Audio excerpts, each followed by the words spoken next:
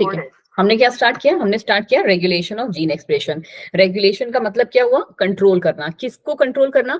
किसी भी particular gene को, कि वो एक्सप्रेस करे या ना करे। दो ही कंडीशन होती है हमारे पास, तीसरी तो कोई कंडीशन नहीं है कि आधा आधा हो गया, नहीं।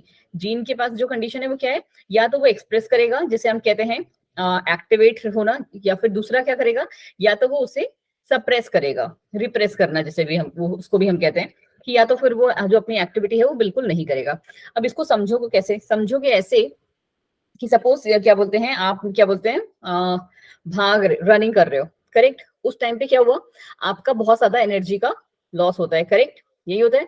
तभी जो हमारे एथलीट्स होते हैं उनके लिए क्या, जो जब वो एंड पॉइंट होता है, क्या रेडी रहता है? ग्लूकोज रहता है रेडी, की फटाफट से उनको कुछ लिक्विड जो है वो पिला दिया जाए। तो उस टाइम पे क्या हुआ कि हमारे पास जो हमारे जीन के अंदर, सपोज कर लो कि हम ग्लूकोज को लेके चल लेते हैं, ग्लूकॉन डी ही ले लेते हैं हम, ठीक है? हमने क्या लिया? ग्लूकॉन डी उनको दिया। ग्लूकॉन डी में और भी सारी चीजें होती हैं। अब ग्लूकॉन डी दिया, तो अब इस ग्लूकॉन डी से हमको क्या, ग्लूकोज बनाना है। वैसे भी ये रॉ ग्लूकोज ही होती है, फिर भी हमको क्या चाहिए? हमको चाहिए इंसुलिन, करेक्ट? अभी तक हमारी बॉडी में इंसुलिन था, बट अब हमको क्या चाहिए? और चाहिए। क्यों? क्योंकि हमारी बॉडी का जो एनर्जी लेवल है वो कम होता जा रहा है, करेक्ट? क्योंकि आप भाग के आए हो। अब ये इंसुलिन क्या करेगा? इससे ग्लूकोज का प्रोडक्शन करेगा। क्या करेगा बच्चा जी? ग्लूकोज का प्रोडक्शन करेगा, करेक्ट? यही कहानी होती है। तो हमने ये कब किया? हमने ये किया कि जब कोई एथलीट जो है वो भाग के आया है, ठीक है, अपनी रनिंग को कंप्लीट करके आया है, तब क्या उससे पहले हमारे जो जीन था वो इंसुलिन का प्रोडक्शन कर रहा था ज्यादा? उस टाइम पे नहीं कर रहा था, ठीक है? क्यों? क्योंकि हमारी बॉडी में ग्लूकोन डी था ही नहीं। जितना हमारे पास अवेलेबल जो एनर्जी था वो हमने यूटिलाइज कर लिया। बट जब हमें बाहर से सप्लीमेंट मिला, उस टाइम पे इंसुलिन ने अपना प्रोडक्शन तेज कर दिया। बट 1 घंटे बाद की कहानी क्या होगी? क्या 1 घंटे बाद भी ये इंसुलिन का ऐसे ही प्रोडक्शन चलता रहेगा? क्यों? नहीं। तो इस टाइम पे इंसुलिन का प्रोडक्शन या इंसुलिन का जो जीन एक्सप्रेशन है वो क्या हुआ? Turn on. वो क्या हुई हमारी? Turn on. बट 1 घंटे बाद यही इंसुलिन की प्रोडक्शन हमारी क्या हो जाएगी? टर्न ऑफ हो जाएगी। ये हमारी बंद हो जाएगी। क्यों? क्योंकि हमको चाहिए ही नहीं। हमारी बॉडी नेचुरली जो जैसे जो उसका पर्टिकुलर मैकेनिज्म है उसके थ्रू अपना एटीपी को प्रोडक्शन कर रही है। बट इस टाइम पे हमको रिक्वायर्ड था, तो हमारी बॉडी ने फटाफट से हमारे लिए प्रोड्यूस कर दिया। तो यही जीन के एक्सप्रेशन को कौन कंट्रोल कर रहा है? इसी को हम कहते हैं रेगुलेशन ऑफ जीन एक्सप्रेशन। अब ये जो होता है ना बच्चा जी, वो होता है हमारे 4 मेन स्टेप पे। कब होता है? 4 मेन स्टेप्स पे हमारा ये क्या बोलते हैं, इसको हम कंट्रोल कर सकते हैं, ठीक है? तो ये पहला, जिसे हम क्या कैसे पढ़ोगे? लेवल्स में पढ़ोगे, ठीक है? सबसे पहला लेवल क्या है इसमें? इस वाले डायग्राम को ध्यान रखते हुए थोड़ा सा आंसर दोगे मुझे? क्या है सबसे पहला लेवल? लग रहा है कुछ? सबसे पहला लेवल ये क्या, ये कौन सा प्रोसेस चल रहा है यहाँ फर्स्ट स्टेप पे? ये तो पता होगा, सेंट्रल डॉगमा है ये। हम ट्रांसक्रिप्शन चल रहा है। हाँ बच्चा जी, ट्रांसक्रिप्शन चल रहा है, कुछ और अलग से नहीं बोल रही हूँ मैं। तो सबसे पहला लेवल भी जो होगा ना हमारा, वो ट्रांसक्रिप्शन लेवल है, ठीक है? बिल्कुल सही बोल रहे हो, डर क्यों रहे हो यार? ठीक का आंसर है सबसे पहला जो हमारा लेवल है, that is your transcription level. क्यों मैम? ट्रांसक्रिप्शन, देखो हमने क्या करना है, मैं फिर से आपको वो चीज समझाने की कोशिश कर रही हूँ कि हमें कंट्रोल करना है जीन के रेगुलेशन को, जीन के एक्सप्रेशन को। तो हम वो कौन कौन से स्टेप हैं जहां पे जीन के एक्सप्रेशन को कंट्रोल कर सकते हैं, उसको हम पढ़ते हैं इस टॉपिक के अंदर। ये बात क्लियर हुई आप लोग को?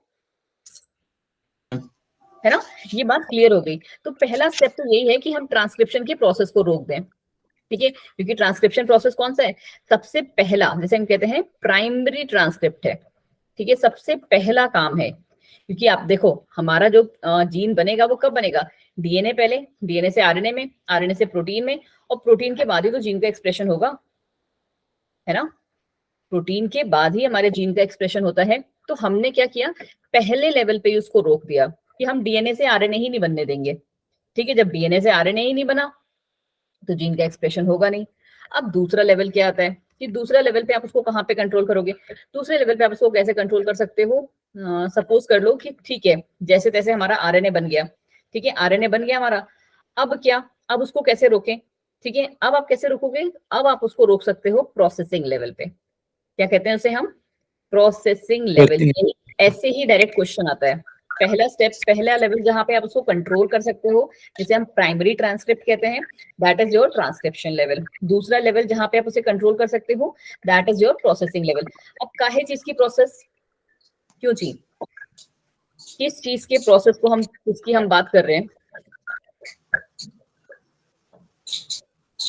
देखो आपको पता है कि हमारा जो डीएनए से, सॉरी, हमारा जो आरएनए बन रहा होता है, जो हमारा आरएनए बनता है ऐसे करके स्ट्रक्चर जो बनता है एमआरएनए वाला, राइट? लास्ट क्लास में हमने पढ़ा है। तो मैंने आपको बताया था यहाँ पे ना दो कंपोनेंट्स चल रहे होते हैं, कौन से? प्लीज कोई तो बताओ आंसर, अगर मैंने पढ़ाया आपको समझ में आया तो। एक नॉन फंक्शनल होता है, एक फंक्शनल होता है। किसका किसका किसका मिलकर बना होता है? इस एमआरएनए में दो रीजन है, कौन से रीजन कहते हैं हम उसे? यार तुम लोग गंदे बच्चे हो, पता है।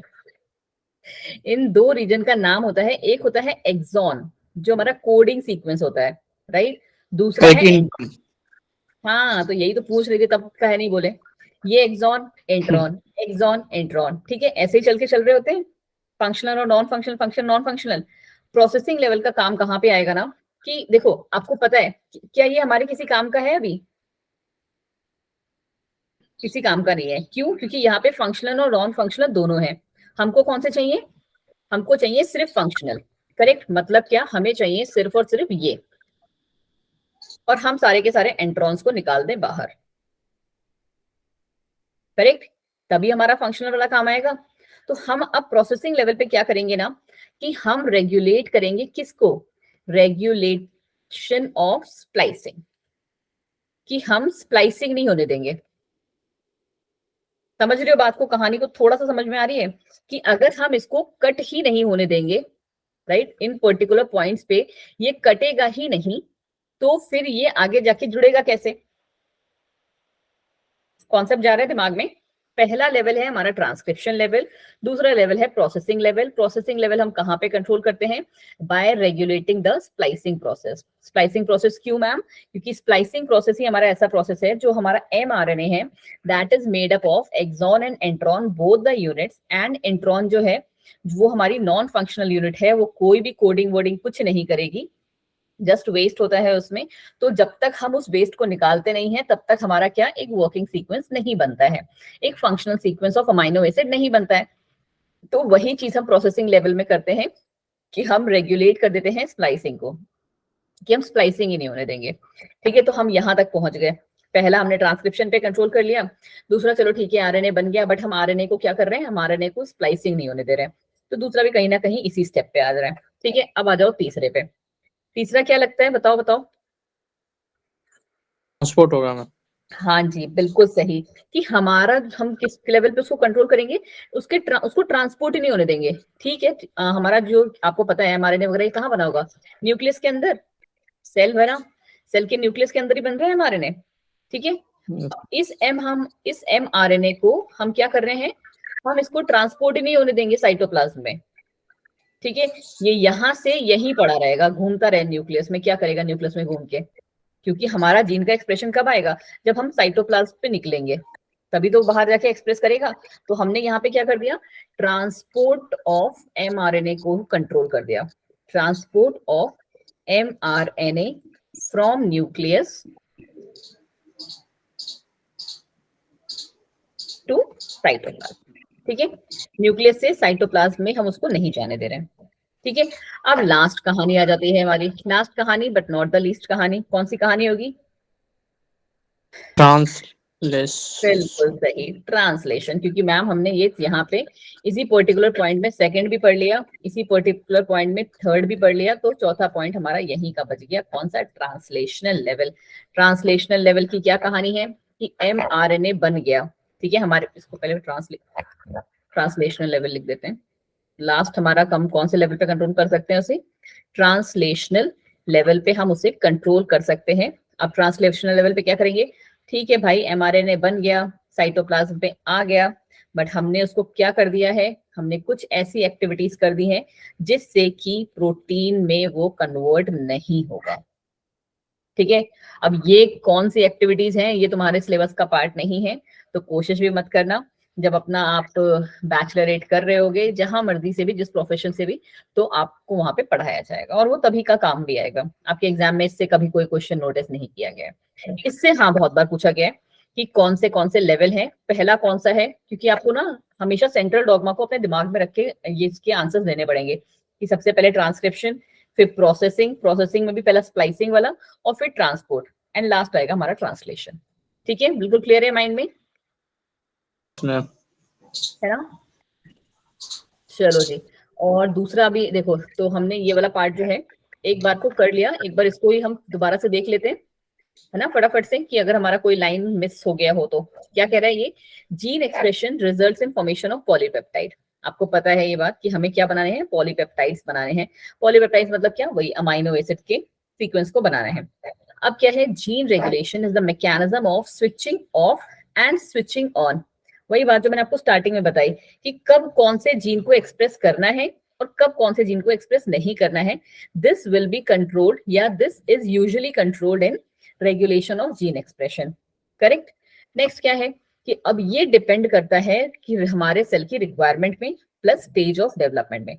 ये भी एक इंपॉर्टेंट पॉइंट है। ठीक है, किस पे डिपेंड करता है? रिक्वायरमेंट ऑफ सेल, और दूसरा है स्टेज ऑफ डेवलपमेंट। नेक्स्ट क्या है? The regulation of gene expression में अकर एट वेरियस लेवल। हमारा जो ये रेगुलेशन है अलग अलग लेवल पे होता है, और अभी हमने चारों के चारों को पढ़ लिया।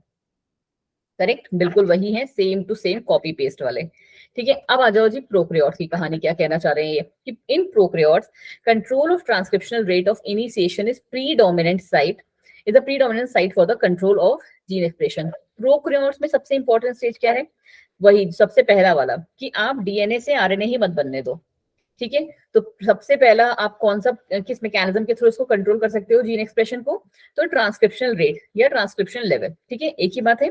और फिर क्या हो रहा है कि in transcription unit the activity of RNA polymerase at a given promoter is in turn regulated by interaction with accessory proteins। अब ये हमारा कंट्रोल कौन करेगा? तो वहां पे हमारे यही एसेसरी प्रोटीन्स आते हैं जो कि क्या करते हैं? इसको इफेक्ट करते हैं।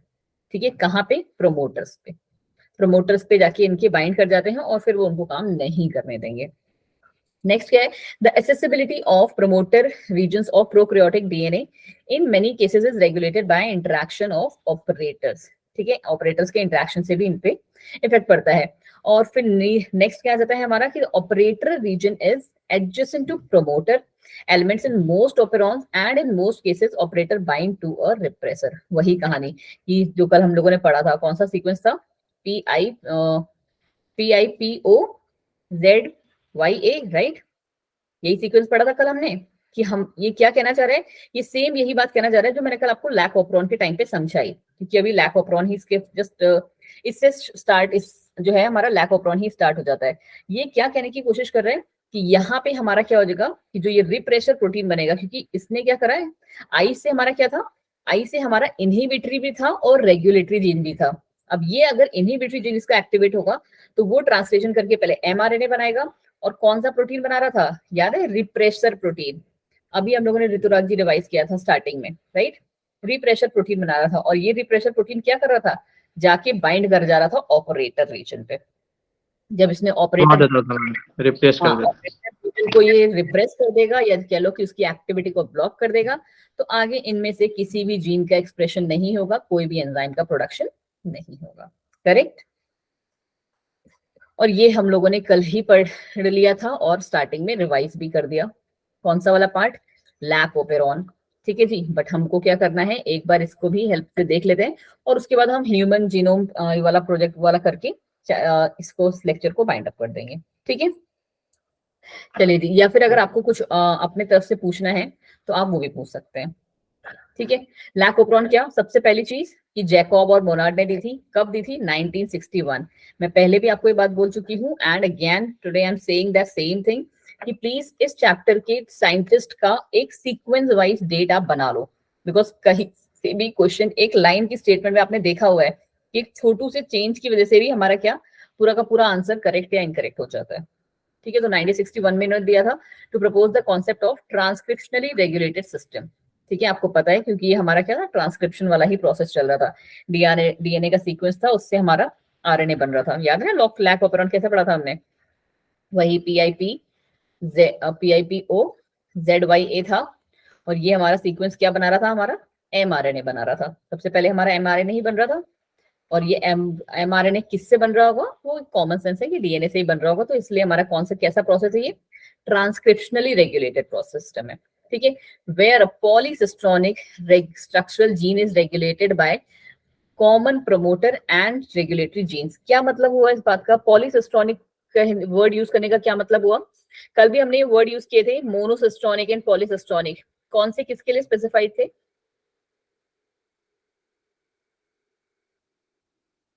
कल वाला टर्म याद है, पॉलीसिस्ट्रोनिक। मैंने आपसे कहा था कि जितने भी प्रोकैरियोट्स होते हैं वो पॉलीसिस्ट्रोनिक बनाते हैं, जितने भी यूकैरियोट्स हैं वो मोनोसिस्ट्रोनिक बनाते हैं, याद रखो इस चीज को जी, ठीक है।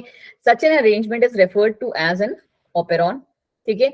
एंड कौन सा था हमारा ये, लैक ओपेरॉन, और इसके अलावा प्रेजेंट है वो ट्रिप्टोफैन ओपेरॉन, और फिर arabinose operon, histidine operon, valine operon, and ऐसे वाले जो हमारे ओपेरॉन सिस्टम में प्रेजेंट है। तो आपको एक थोड़ा सा रफ आइडिया होना चाहिए कि कौन कौन से और भी हैं लैक ओपेरॉन के अलावा, ट्रिप्टोफैन, ठीक है, फिर एराबिनोज, फिर हिस्टिडीन, देन हमारा वैलिन, ठीक है, और लैक तो हमारा है ही, हमने कल पढ़ा भी था, ठीक है, याद रहेगा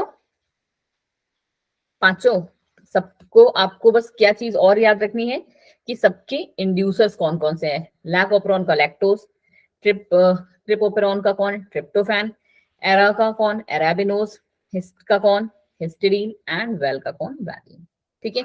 अब क्या है, एक ये वाला तो हम लोगों ने देखा हुआ है, तो we will not be going in मतलब so much detail of this, बस आप ये एक बार आपको क्योंकि क्या रिवाइज करना इज वेरी इंपॉर्टेंट कि जेड जीन किसको कोड करता है, बीटा गैलेक्टोसाइडेज को, जो क्या करता है, हेल्प करेगा किस चीज के लिए, हमारे डाइसैकेराइड को मोनोमेर फॉर्म में टूटने के लिए। क्यों जी, क्योंकि हमारे पास क्या है, लैक्टोज है, लैक्टोज को ही हम तोड़ रहे हैं गैलेक्टोज और ग्लूकोज में। फिर क्या है, वाई जीन, वाई जीन किसके लिए है, परमिएज के लिए। अब ये क्या कर रहा है, increases the permeability of cell of beta glucosidase, और उसके अलावा भी एक चीज साथ में बहुत इंपॉर्टेंट काम कर रहा था, क्या, बाहर से लैक्टोज भी लेके आ रहा था। ये ना, ये मेम्ब्रेन बाउंड हमारा जीन है, जो कि क्या कर रहा है, हमारे एक्स जीन एंजाइम जो भी मर्जी आपने कहना है समझ लो कि ये मेम्ब्रेन बाउंड सेल एंजाइम है, और ये क्या करता है, लैक्टोज को न्यूक्लियस के अंदर लेके आ रहा है, ठीक है। फिर क्या है लास्ट हमारा ए जीन, अब ए जीन क्या कर रहा है, ट्रांस एसिटाइलेज, ठीक है, ये भी पार्ट हमने कल पढ़ा था, ठीक है, कि कोई भी जो हमारा चीज है वो खराब ना हो, उसको ये कंट्रोल करता है हमारा कौन, ए जीन। फिर आ जाता है कि वही ये देखो, ये दोनों जो है स्टेप्स हैं, ये आपके वही स्टेप्स हैं जो मैंने आपको कल क्लास में बताए थे, और स्टार्टिंग में हमने रिवाइज भी किए हैं कि एक वही स्टेप है जब हमारे पास लैक्टोज नहीं है, एक वो स्टेप है जब हमारे पास लैक्टोज रहेगा, ठीक है। देखो सेम है, सेम टू सेम, ये रिप्रेशर लास्ट में याद है ना, जब हमारे पास लैक्टोज था तो रिप्रेसर प्रोटीन जो था हमारा इनएक्टिवेट हो गया था, और फिर हमारा आरएनए पॉलीमरेज जो है वो प्रमोटर और प्रमोटर से बाइंड कर जाएगा, और हमारी ट्रांसक्रिप्शन जो है वो स्टार्ट हो जाएगी। अब आता है यहाँ पे क्या, एक चीज छोटी सी और, कि regulation of lac operon by repressor is termed as negative regulation. पहले से ही देख लो, नेगेटिव रेगुलेशन क्यों जी, क्योंकि हमारे पास क्या है, इंड्यूसर फिंड्यूसर कुछ है नहीं, तो हमारा क्या होगा, ट्रांसक्रिप्शन भी नहीं होगा, and lac operon can work under the control of positive regulation also, और ये पॉजिटिव रेगुलेशन के अंडर पे भी काम करता है, आपको पता है। अब आ जाइए जी human genome project. Now what do you want कि हम ये ह्यूमन जीनोम प्रोजेक्ट जो है वो एक बार पढ़ लें, या फिर आप चाहते हो कि मैं क्वेश्चन आंसर्स करा दूं आपको, बताएं जी।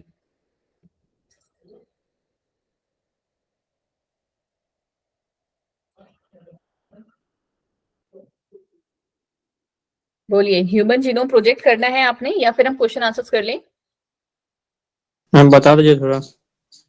इसी को बता दें, फिर इसी के बाद फिर हमारा जो सेशन होगा उसको भी हम बाइंड अप ही कर देंगे, ठीक है। ह्यूमन जीनोम प्रोजेक्ट क्या कह रहे हैं, देखो की पॉइंट्स हमने लिखे हुए हैं, तो हम सारे एक एक पॉइंट्स को ही देखते हुए चलेंगे, ठीक है।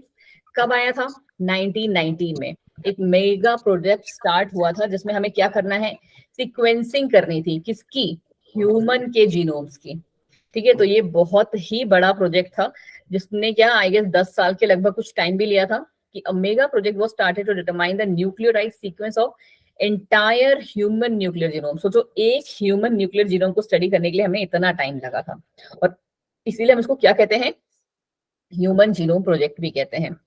In addition, Human Genome Project was also entrusted to eradicate the genome of several other model organisms. क्योंकि ह्यूमंस का जीनोम था, आपको पता होना चाहिए कि बहुत ही कॉम्प्लेक्स होगा, तो जब हम एक कॉम्प्लेक्स को कर रहे थे तो क्या ये छोटे छोटे वाले भी जो थे उनके जो मॉडल्स थे उनको भी साथ में पैरेलली स्टडी कर लिया गया था. और ये भी नाम एग्जाम में पूछे जाते हैं. कौन कौन से थे? इकोलाई, सैक्रोमाइसिस सर्वेसी, जो क्या किसका नाम है, जिसका हम कॉमन नाम ईस्ट पढ़ते हैं, ठीक है, round warm and mouse. In 4 organism का भी हमने क्या था, साथ में सीक्वेंसिंग को निकाली थी. फिर क्या है, इट वाज क्लोजली, मतलब जो इतना भी ये प्रोजेक्ट है ये सब किसमें, बायो इन्फॉर्मेटिक्स, मतलब कंप्लीटली एक जिसे कहते हैं ना टेक्निकल चीजें चल रही थी, उसके अंदर में हम लोगों ने इसको स्टडी किया था. ठीक है जी. चलो, अब ये रहा हमारा ह्यूमन जीनोम गोल प्रोजेक्ट के क्या गोल, क्या क्या गोल था. सबसे पहला तो गोल यही था कि भाई to identify all the approximately 20 से 25,000 जीन जितने भी ह्यूमंस में हैं, हर एक को क्या करना है, हमें आइडेंटिफाई करना है. ह्यूमन जीनोम प्रोजेक्ट है तो उसी के बारे में ही कर रहे होंगे सारा. फिर क्या, to determine the sequence of 3 billion chemical base pairs that constitute the human DNA. ठीक है, कितने billion base pairs, 3 billion base pairs जितने भी हैं उनका पूरा का पूरा एक सीक्वेंस को आपको स्टडी करना है. ठीक है, डिटरमाइन करना है, पता करना है कि कहाँ से कैसे अरेंज है. To store this information in a database in a digital form. Obvious है कि ये आप पेन कॉपी फॉर्म में नहीं लिख सकते, डाटा फॉर्म में ही इसको स्टोर करके डिजिटली रखा गया था. To improve the tools required for data analysis. इतना बड़ा प्रोजेक्ट था क्योंकि ह्यूमंस का निकालना था, बहुत ही कॉम्प्लेक्स ऑर्गेनिज्म, तो हमारे पास को क्या बहुत ही एडवांस टूल्स की भी जरूरत थी. क्यों? ताकि हम प्रॉपर एक डाटा एनालिसिस कर सकें. Next was to transfer the related technologies to other sectors. कि बहुत सारी और भी टेक्नोलॉजीज थी, उनको भी क्या बोलते हैं, हमने यूज किया था इस पर्टिकुलर प्रोजेक्ट को रन करवाने के लिए. To address the ethical, legal and social issues, इसको हम क्या ELSI भी पढ़ते हैं. ठीक है, that could arise from the project. कि यहाँ पे इससे कौन कौन से आपके कुछ मतलब लोगों को क्या हो ना कि लोगों को ऑब्जेक्शंस ना हो. ठीक है, तो इस चीज को भी एक ये जो था एक गोल में था ताकि लोगों की क्या है भावनाएं डिस्टर्ब ना हो. फिर आते हैं इसके लिए मेथोडोलॉजीज कौन सी थी. तो बेटा जी 2 ही मेन अप्रोच लिए गए थे. पहला था एक्सप्रेस सीक्वेंस टैग, दूसरा था सीक्वेंस एनोटेशन. इसमें हम लोग पहला जो हमारा एक्सप्रेस सीक्वेंस टैग है, जैसा कि वो नाम बता रहा है वैसा ही उसका काम. क्योंकि आपको पता है हमारे यहाँ पे, हमारे में ले लो चाहे किसी भी पर्टिकुलर ऑर्गेनिज्म में ले लो, कोई भी जीन जो एक्सप्रेस हो रहा है वो कहीं ना कहीं डायरेक्टली किससे रिलेटेड हो रहा है, RNA से. ठीक है, जो एक्सप्रेशन का काम है वो हमारा RNA है. RNA भले ही हमारा जेनेटिक मटेरियल नहीं बन पाया, बट ये काम बहुत ही तगड़ा वाला कर रहा है. करेक्ट. फिर दूसरा क्या है, सीक्वेंस एनोटेशन. सीक्वेंस एनोटेशन कहानी क्या है कि दिस मेथड इन्वॉल्व्स क्या, एक पूरा सीक्वेंसिंग बनाना, एक पूरा सेट ऑफ जीनोम की सीक्वेंसिंग बनाना जिसमें सारे कोडिंग भी एंड नॉन कोडिंग सीक्वेंस भी प्रेजेंट हो. ठीक है, फिर हमारी क्या थी नेक्स्ट स्टेप ही ये इसी से कंटिन्यूड सीक्वेंसिंग ऑफ जीनोम. क्यों जी, क्या करा इन्होंने इसमें, for the process of sequencing क्या हुआ, एक एंटायर डीएनए हमारे सेल से लिया गया, उसको आइसोलेट किया गया, तोड़ा गया छोटे छोटे फ्रेगमेंट्स में, क्योंकि एक बार में सारे को स्टडी करना है practically not possible. DNA fragment को हमने क्लोन किया सुटेबल होस्ट में. अब होस्ट हमारे कौन से हैं, बैक्टीरिया और ईस्ट. इसीलिए हमने स्टार्टिंग में ही क्लियर कर दिया कि हम 4 होस्ट को लेके चल रहे हैं. यूजिंग स्पेशलाइज्ड वेक्टर्स, कौन से, बैक और यैक. पढ़ा है आपने ये, bacterial artificial chromosome and yeast artificial chromosome. नहीं पढ़ा होगा तो एक बार थोड़ी सी डिटेल तो इसकी देख के जाना, बिकॉज इट इज इम्पोर्टेंट. ठीक है. फिर क्या कहते हैं, फ्रेगमेंट्स ऑफ डीएनए को हमने क्या किया, ऑटोमेटेड जो है डीएनए सीक्वेंस से बनाया, और उसको किसने डेवलप किया, फ्रेडरिक सैंगर ने. एक और इम्पोर्टेंट नाम आपके इसमें. ठीक है, HGP जो प्रोजेक्ट है आपका, कौन है उसको कंट्रोल करना, फ्रेडरिक सैंगर. फिर क्या है, these sequences were arranged accordingly on the basis of overlapping regions of DNA fragments and were then aligned using the special computer programs. ये जितना भी प्रोजेक्ट था, सारे फ्रेगमेंट्स को क्या किया, उनका आपको पता होना चाहिए लेंथ वाइज उसको अरेंज करना होता है हमें, बड़े से छोटा. ठीक है। और उसके बाद हमें उसे, क्योंकि ये सारा प्रोग्राम क्या है, प्रॉपर टेक्निकल वाला है, आप लैब में मतलब बैठ के ना, जैसे अगर आप किसी भी पर्टिकुलर लैब में जब भी आप आगे जाओगे, बिकॉज आपका एम जो है बैचलरेट करने का है, तो आपको क्या करवाया जाएगा ना, लैब में फंगस, बैक्टीरिया, इन सबको ग्रो करवाया जाएगा। तो लैब में पता है कहानी कैसी होती है, देखो लैब में हमारे पास कहानी है कि ये आपको इस तरीके की ना एक पेट्री प्लेट, इसको हम कहते हैं पेट्री प्लेट, कांच की प्लेट जैसी होती है। तो इसमें ना आप एक छोटा सा मीडिया डालोगे, खाने जिसको हम कीड़े मकोड़ों का भोजन कहते हैं, ठीक है। आपने एक उसमें मीडिया डालोगे, तो उसके बाद जब आप उसको ना 2 से 3 दिन के लिए छोड़ोगे ना, 2 दिन के बाद ही, 2 दिन के बाद ही हल्की सी उसमें क्या आ जाएगी ना, कुछ कुछ जगह पे फंगस आने लगेगी। ठीक है। तो ये फंगस को आपको ना काउंट करना इज वेरी इजी, कि हाँ ये क्या बोलते हैं, काली कलर की है, तो ये पर्टिकुलर फंगस हो सकती है। ये हरी कलर की, जैसे आप लोगों ने उसमें देखा होगा ना, घर में अचार के ऊपर लग जाती है व्हाइट कलर की, ब्रेड के ऊपर कभी कभी ग्रीन कलर की आ जाती है, संतरों के ऊपर आती है ग्रीन कलर की। तो उन पर्टिकुलर को देखना, स्टडी करना इज वेरी इजी, बिकॉज हम आप उसमें क्या देख रहे हैं, जस्ट प्रैक्टिकली हमको दिख रहा है, मॉर्फोलॉजिकली दिख रहा है। बट यहाँ पे जो लेवल चल रहा है वो कौन सा चल रहा है, डीएनए का फ्रेगमेंट। सोचो, तो डीएनए का जो फ्रेगमेंट है आप कैसे करोगे, कुछ स्पेशल प्रोग्राम्स के थ्रू ही आप उसको समझ सकते हो। ठीक है। At last, genetic and physical maps of genome were constructed by collecting the पूरी की पूरी इन्फॉर्मेशन। अब यहाँ जो आपका क्वेश्चन आता है वो आता है यहाँ से, क्या क्वेश्चन है मैम, क्योंकि ये हमारे पास क्या है, साइलेंट फीचर्स हैं इनके, कि देयर आर, क्योंकि एक तरीके से आप ये भी देख लो कि कंक्लूजन जो निकला ये है हमारा। ठीक है। There are 3164.7 million nucleotide base pairs in human genome. ठीक है। ये पॉइंट आपको एग्जैक्ट नंबर याद होना चाहिए। ठीक है। फिर क्या कह रहे हैं, in an average gene there are 3000 bases होते हैं। The largest known human genome क्या नाम है इसका, dystrophin. Dystrophin is the largest known human gene. ठीक है। जो कि 2.4 मिलियन बेसिस से मिलके बना हुआ है। अगली कहानी क्या है, total number of genes in human genome are estimated कितना, 30,000। फिर क्या है, almost all 99.9% of nucleotide bases पे जितने भी ह्यूमंस में होते हैं वो आपको पता है सिमिलर होते हैं। फॉर ओवर 50% जो डिस्कवर होते हैं, मतलब 50% जीन ही जो है वो हमारे डिस्कवर हुए हैं। एंड उनके जो फंक्शंस हैं वो अभी भी नहीं पता है कि उनके फंक्शंस क्या क्या हैं। Less than 2% of the genome codes for the protein. सिर्फ 2% ही जीनोम होते हैं जो हमारे प्रोटीन के लिए कोड करते हैं। अब नेक्स्ट एक चीज इसमें और इंपॉर्टेंट क्या जाती है, आप लोगों ने आई डोंट नो पढ़ा हुआ है क्या, एसटीआर वगैरह जो है सीक्वेंस आपके में है, आई गेस नहीं है ना, कोई नहीं, हम जो जो जितना है आपके में एटलीस्ट वो तो देख ही लेते हैं। रिपीटेड सीक्वेंस आर स्ट्रेचेस, आपको पता है कि बहुत सारे सीक्वेंस ऐसे होते हैं जो कंटिन्यूअसली रिपीट भी कर रहे होते हैं। ठीक है। तो there have these have no direct coding function, इनका कोई कोडिंग फंक्शन नहीं है। वही एक तरीके से अगर आप थोड़ा सा दिमाग लगाओगे ना, पता है किसकी तरह चल रहा है, कि हमारे पास भी कैसे हैं, एक्सॉन्स एंड इंट्रॉन्स ही हैं, एक्सॉन्स और इंट्रॉन्स ही हैं हमारे पास भी। क्योंकि हमारे पास भी क्या है, बहुत सारे ऐसे रिपीटेड सीक्वेंस हैं जिनमें कोई कोडिंग फंक्शन नहीं है, बट वो क्या करते हैं, सिर्फ हेल्प करते हैं किस चीज के लिए, understanding the chromosome structure and dynamics. ठीक है। क्रोमोसोम का स्ट्रक्चर भी आपने देखा होगा कैसा, हेटेरोक्रोमेटिन एंड यूक्रोमेटिन वाला दोनों पार्ट से मिलकर बना होता है, राइट। तो उसी चीज को यहाँ पे थोड़ा सा इन्होंने क्या किया, कि माइट भी ऐसा भी है। फिर क्या कह रहे हैं कि chromosome 1 has maximum number of genes and chromosome Y has least number of gene, कितना, 231। अब दूसरा, अच्छा एसएनपी है तो आपके में ये रहा, single nucleotide polymorphism. There are 1.4 billion location in human genome where single base DNA difference occur। सिर्फ क्या, सिंगल बेस डीएनए प्रेजेंट हो रहा है, जहां पे हमारा कहाँ चल रहा होगा, रेप्लिकेशन फॉर्क चल रही होगी। तो 1.4 बिलियन लोकेशंस ऐसी भी हैं जहां पे सिंगल बेस डीएनए जो है डिफरेंसेस चल रहे थे। उन्हीं पर्टिकुलर साइट्स को हम क्या कहते हैं, सिंगल न्यूक्लियोटाइड पॉलीमॉर्फिज्म। ठीक है। This information is helpful in finding the chromosome location and कौन सी बंदे को डिसीज है और उसकी फैमिली हिस्ट्री क्या है, कि आपको पता होना चाहिए कि हर एक का जो है फैमिली हिस्ट्री क्या है, वो आजकल के टाइम पे स्टडी करना बहुत ही इंपॉर्टेंट हो गया है। ठीक है। कि आपके पर्टिकुलर पर्सन, किसी भी पर्टिकुलर फैमिली मेंबर में क्या किसी को कोई बीमारी थी और उससे पहले वालों को थी, जैसे आपके पापा को है क्या, आपके दादू को है क्या, उनके दादू को हुई क्या, तो इसको हम ट्रेस करके क्या एक बनाते हैं, जिसे हम क्या कहते हैं, फैमिली ट्री भी कहते हैं।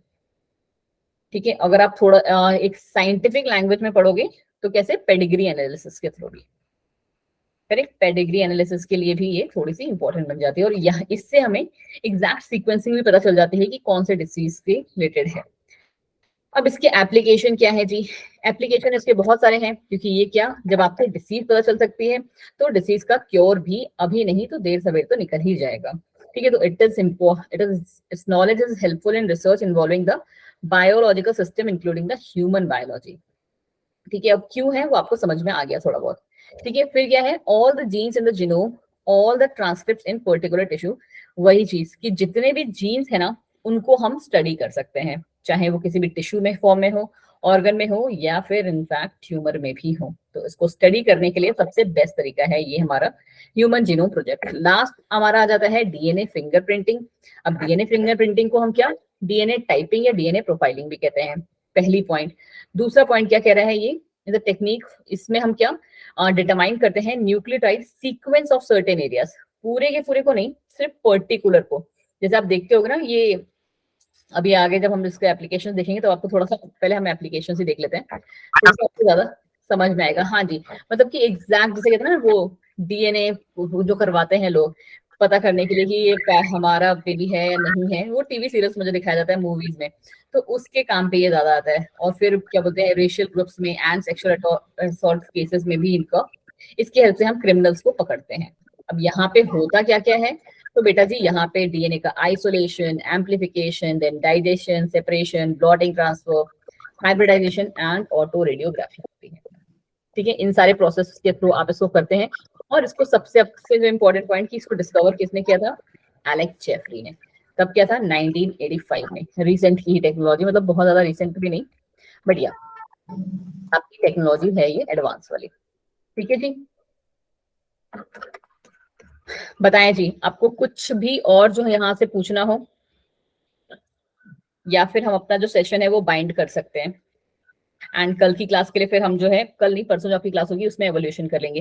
एंड आज की क्लास में मैं आपको जो आप डीपीपीज हैं वो भी आप लोग को अपलोड कर दूंगी। टाइपिंग और प्रोफाइलिंग मतलब क्या बोल रहा है यहाँ पे डीएनए?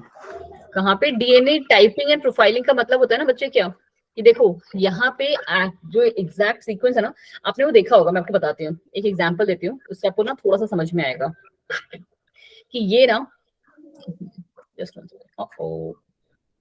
कोई नहीं, देखो थोड़ा सा समझने की कोशिश करना। ठीक है, मैं आपको एक क्वेश्चन देती हूँ, देखना आप खुद ही बताओगे उसका आंसर, और I am 100% sure about it. ठीक है,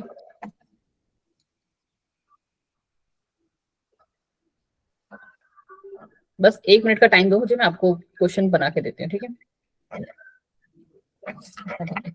ये है हमारा, सपोज कर लो कि पेरेंट। ठीक है, ये हमारा पेरेंट है, आपको बताना क्या है मुझे,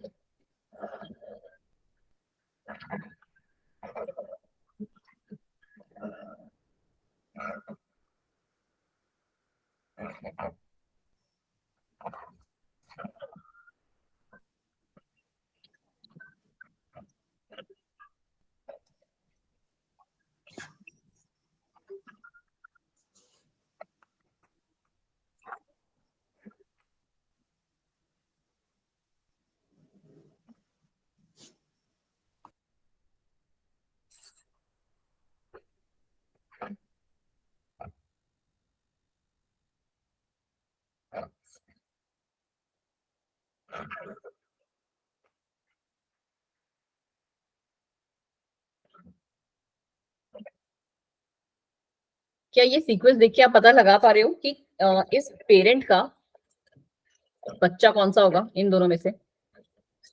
थोड़ा सा एक रफ आइडिया देखो। अब यहाँ पे हम इसको स्टडी कैसे करते हैं, मतलब मेरे से एग्जैक्ट डायग्राम नहीं बना, मैं देखती हूँ क्वेश्चन आंसर्स में अगर उसका प्रेजेंट हो तो। देखो यहाँ पे हम जो देखते हैं ना चीज, कि यहाँ पे अगर आप देख रहे हो तो यहाँ पे ये क्या, इसकी जो लेंथ है वो कैसी दिखा रहे हैं क्रोमोसोम की, ये हाई फुल है, इसकी लेंथ कैसी है, कम। ठीक है, इसकी कैसी है, कम, देन ये ज्यादा है। ठीक है, तो ये ना कहीं से भी इससे मिसमैच नहीं कर रहा है। और ये वाला जो है, ठीक है, हम ये कह रहे हैं कि ये 100% मैच नहीं कर रहा है। ठीक है, क्योंकि 100% आपको पता है किसी का मैच नहीं करता किसी से भी, जो डीएनए का सीक्वेंस है। बट अगर आप एक थोड़ा सा बॉक्स लगाओगे ना, तो 70 to 80% ये कहीं ना कहीं इस वाले से मैच कर रहा है। ठीक है, तो इसी को हम ना डीएनए टाइपिंग या प्रोफाइलिंग कहते हैं। इस पर्टिकुलर जो सीक्वेंस है ना, इसके लिए जो टर्म यूज किया जाता है ना, प्रोफाइलिंग किया जाता है। प्रोफाइलिंग का मतलब ये होता है ना कि आपने उसके पास जो डीएनए का सीक्वेंस है ना, उसका एक पर्टिकुलर स्टैंड बनाया है कि जैसे सपोज करो मैं अपनी मम्मी की बेटी हूँ, कैसे पता चलेगा? तो हम लोग क्या करते हैं ना, डीएनए टेस्ट होता है। डीएनए टेस्ट में एक पेरेंट का प्रोफाइल बनता है और पेरेंट का प्रोफाइल भी ना दोनों का बनता है। आप मॉम का बनवाना चाहो तो मॉम का बनेगा, और अगर आप डैड का बनवाना चाहते हो तो आपके फादर का भी बनेगा। और फिर हम उनसे ना ऐसे करके ये मैच करते हैं। तो जिससे भी हमारा ये कुछ परसेंट ऑफ जो है वो मैच कर रहा है, तो वो हमारा क्या हो जाएगा, जो है हमारा रिलेटिव हो जाएगा, या मम्मी पापा हो जाएंगे, या भाई बहन हो जाएगा। इससे हमें ये चीज पता चलता है, इसी को हम प्रोफाइलिंग कहते हैं। और टाइपिंग का कहानी क्या जाता है ना, कि आपके पास कैसा है, एक आपके पास सीक्वेंस है ATGC ATTA, ठीक है। ये है टाइपिंग की कहानी कि ये चलो ठीक है, हमारा क्या है, पेरेंट वाला है। अब तुमको पता करना है कि उनके बच्चे कौन से हैं, ठीक है। तो एक के पास क्या होगा, इसी सीक्वेंस का क्या जो पर्टिकुलर पार्ट कह लो, हम कह लेते हैं होगा, ठीक है। ये नहीं कह रहे कि हम 100% सेम होगा, बट ये पर्टिकुलर सीक्वेंस जो है वो एक वाले पर्टिकुलर में प्रेजेंट होगा। तो उसी को हम क्या कहते हैं, इसी को हम कह देते हैं डीएनए की टाइपिंग।